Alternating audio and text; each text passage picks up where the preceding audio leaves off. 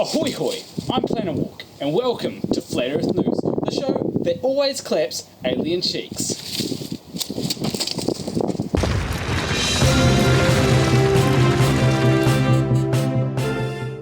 So not a lot really happened this month in terms of actual news to do with Flat Earth. This show is starting to become very tangentially related to Flat Earth.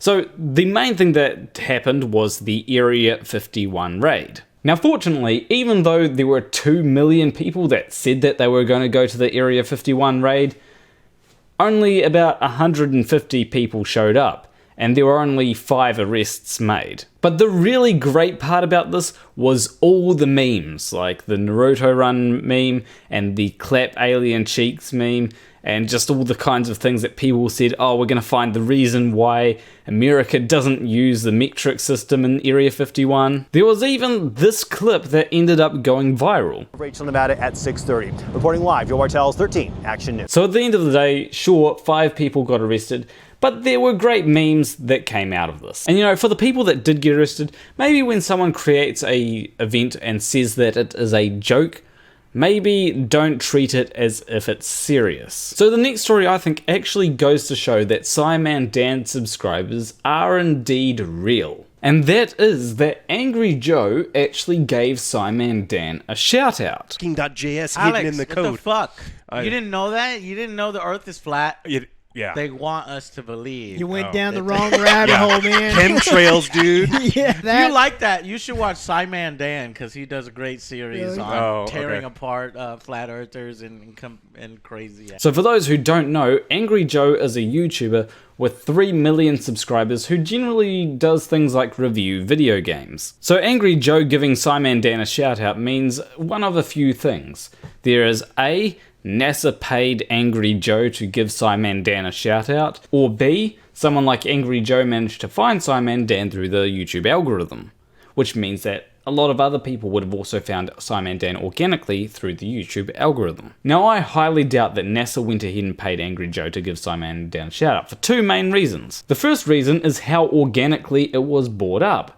They were talking about conspiracies, which led to talking about flat earth and chemtrails, and then Angry Joe just says, hey, if you like that stuff, you should check out SciManDan. With that kind of stuff, I just don't see how that can be planned. And the second is, why would NASA go ahead and pay a guy that reviews video games to shout out a channel which has a completely different content type? It didn't really seem to do a whole lot for SciManDan's channel. Maybe it gave him an extra 100 or 200 subscribers that he wouldn't have otherwise gained, but apart from that, it didn't seem to really help. Now, a flat earther might say, oh, they paid Angry Joe to try and make SciManDan seem more credible, space comma.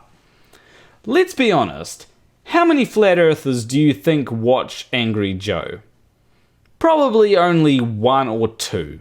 Maybe 3 if you're lucky. Do you really think that Angry Joe giving SciManDan a shout out will send shockwaves through the flat earth community, making every flat earther go, well, I guess SciManDan's legit and the earth is round, you got us? It's like claiming that NASA paid Soot House to put me in one of their videos, which is ridiculous because I wasn't even speaking in their video. You're a pseudoscientist, Rumpus. You're fake science. No, you don't understand anything. Look, I'm inclined to agree with the toy sheet. But there was one flat earther who did leave a comment on Angry Joe's video. Let's read it out, shall we? And I feel like this deserves a Conspiracy Cat style reading. Alright, my name is Ben Yu, and you can't get caught out for space commas if you don't have any commas. Alright, so Joe, the only thing SciManDan owns is himself because he's so dumb. And so are you for believing the slow-talking, thinks he's so smart NASA bum lover.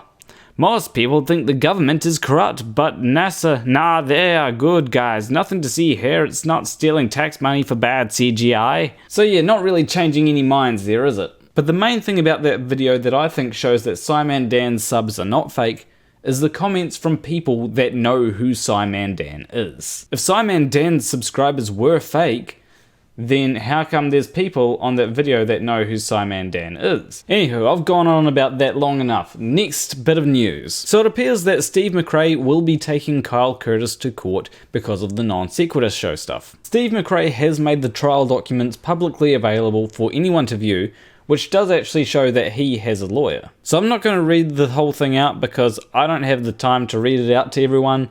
But if you want to have a read, I'll leave a link in the description so that you can have a look if you want to.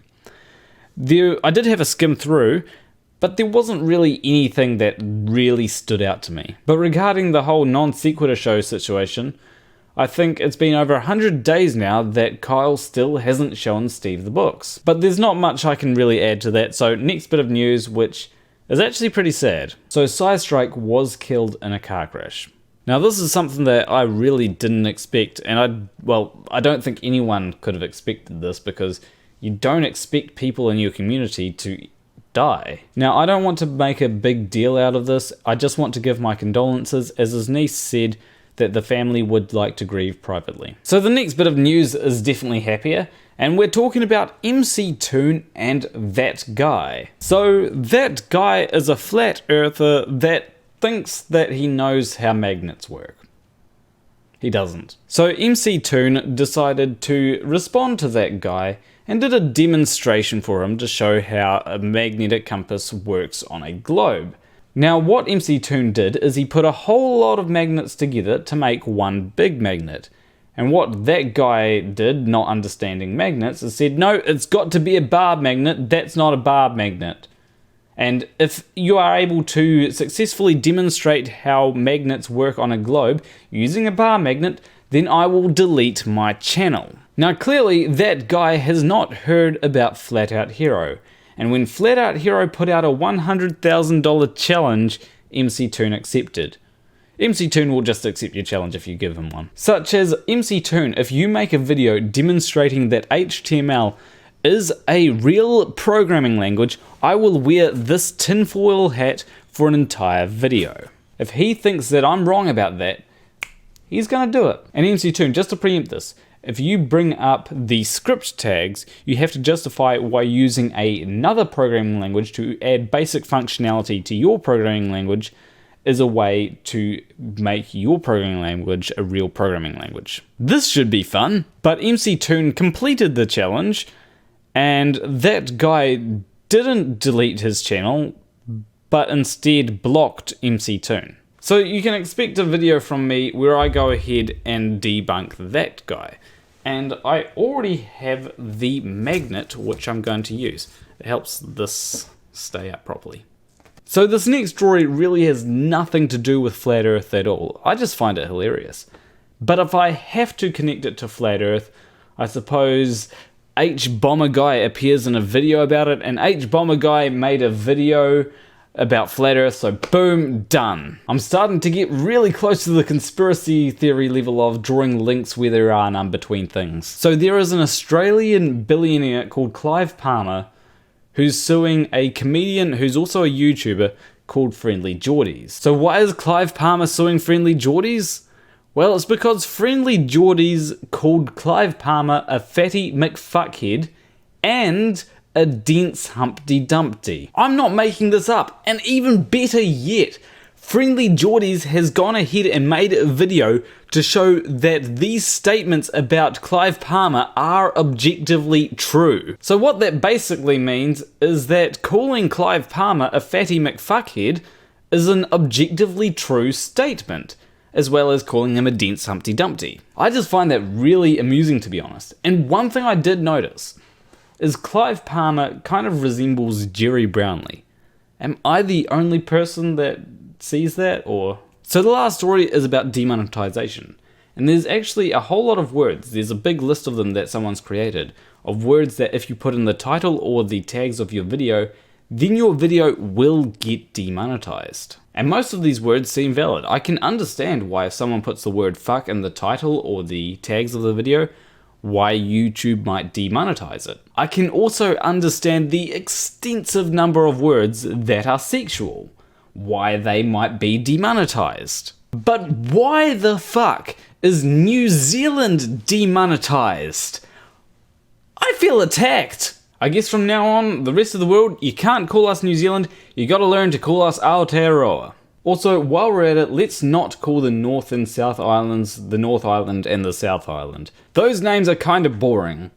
Let's call the North Island Te Ika a Maui and the South Island Te Waka a Maui. I mean, those are names for the North and South Islands, but not many people use them. But anyway, leave a like and subscribe if you like that video. Leave a comment letting me know what you think of the news. Do you like that I'm including other bits of news that don't necessarily have anything to do with Flat Earth, or do you just want me to stick to Flat Earth news like the name suggests? As always, a big shout out to my $20 or more patrons, and the list is actually going to change next video. Fight the Flat Earth, Stantrucker, What Jesus, Robert Legere, and Wolfie. But anyway, I will see you in the next video. Between you and me, thank you for watching.